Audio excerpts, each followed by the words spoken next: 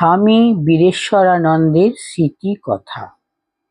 একদিন মায়ের মা শ্যামা সুন্দরী দেবী মাকে জিজ্ঞাসা করলেন, আচ্ছা বলতো, এক পায়ের উপর আর এক পা দিয়ে বসেন ওই দেবীর নাম কি?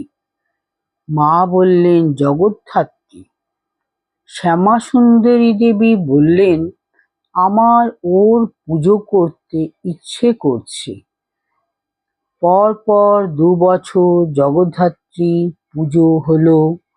পরের বছর আবার যখন মায়ের মা পুজো করার কথা বললেন, তখন মা আপত্তি করে বললেন, এসব হাঙ্গামা পোয়াতে আমার আর ভালো লাগে না। শেষ পর্যন্ত মা অবশ্য রাজি হলেন। পুজোও হলো। প্রথমবার পুজোর আগে কদিন ধরে খুব বৃষ্টি হয়।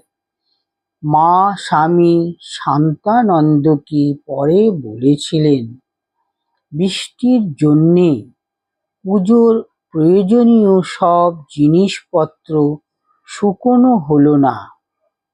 কিন্তু মজা এই, দেখা গেল চারিদিকে বৃষ্টি হচ্ছে, কিন্তু আমাদের উঠোনে রোদ। এ এক অলৌকিক ব্যাপার, কিন্তু এটা সত্য ঘটনা। আর একবারের ঘটনা, সে ঘটনার আমি প্রত্যক্ষদর্শী। মহাসমাধির পরদিন মায়ের শরীর মঠে আনা হলো। এখন যেখানে তার মন্দির, সেখানেই তার স্থূল শরীর দাহ করা হয়। তখনও কোনো ঘাট হয়নি, তবে ওখানে গঙ্গার পাড়টা নদীর দিকে ঢালু ছিল। যথাসময়ে চিতা সাজিয়ে আগুন দেওয়া হলো। চিতা জ্বলছে।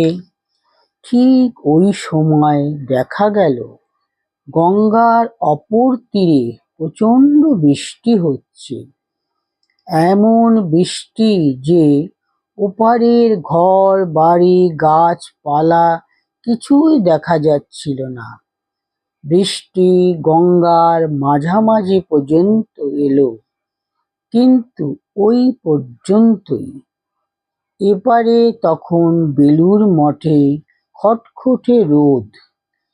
চিতা যথারীতি জ্বলতে লাগলো। কিছুক্ষণ পর মায়ের দেহ সম্পূর্ণ দাহ হয়ে গেল। এবার চিতার আগুন নেভাতে হবে। সেখানে একজন ছিলেন, তিনি তান্ত্রিক। তিনি চেয়েছিলেন তান্ত্রিক বিধিতে আগুন নেভানো হোক। সেজন্য যেসব জিনিসের দরকার ছিল তা তখন ওখানে ছিল না। তিনি তাই সেসব আনতে বাজারে গিয়েছিলেন। তার ফিরতে দেরি হচ্ছিল। স্বামী নির্মলানন্দ অধৈর্য হয়ে বড় একটা কলসি নিয়ে গঙ্গা থেকে জল ভরে এনে শরৎ মহারাজকে বললেন, আপনি জল ঢেলে চিতা নেভান। আমাদের আর অপেক্ষা করা ঠিক হবে না। শরৎ মহারাজ চিতায় জল ঢাললেন। অনেকেই এর মধ্যে গঙ্গা থেকে জল নিয়ে এসেছে চিতায় ঢালবার জন্য, কিন্তু কারোরই আর ঢালা হলো না। শরৎ মহারাজের যেই চিতায় জল ঢালা শেষ হলো, সঙ্গে সঙ্গে ওপারের বৃষ্টি এপারেও এসে গেল। সে এমন জোর বৃষ্টি যে তাতেই তৎক্ষণাৎ চিতার আগুন সম্পূর্ণ নিভে গেল। ফলে শরৎ মহারাজের পরে কারো আর জল ঢালা হলো না। আমরা সবাই বৃষ্টিতে একেবারে ভিজে গেলাম। এরকম ঘটনাও ঘটে। শুনতে অস্বাভাবিক ও অলৌকিক মনে হলেও বাস্তব এই ঘটনা। একবার এক ভক্ত মাকে জিজ্ঞাসা করলেন, মা, আমাদের দেশ কবে স্বাধীন হবে? মা স্পষ্ট ভাষায় বলে দিলেন, বাবা, তোমরা কি তাদের দেশ থেকে তাড়াতে পারবে? তা পারবে না। ওদের যখন নিজেদের মধ্যে লড়াই লাগবে তখন তোমরা স্বাধীন হবে।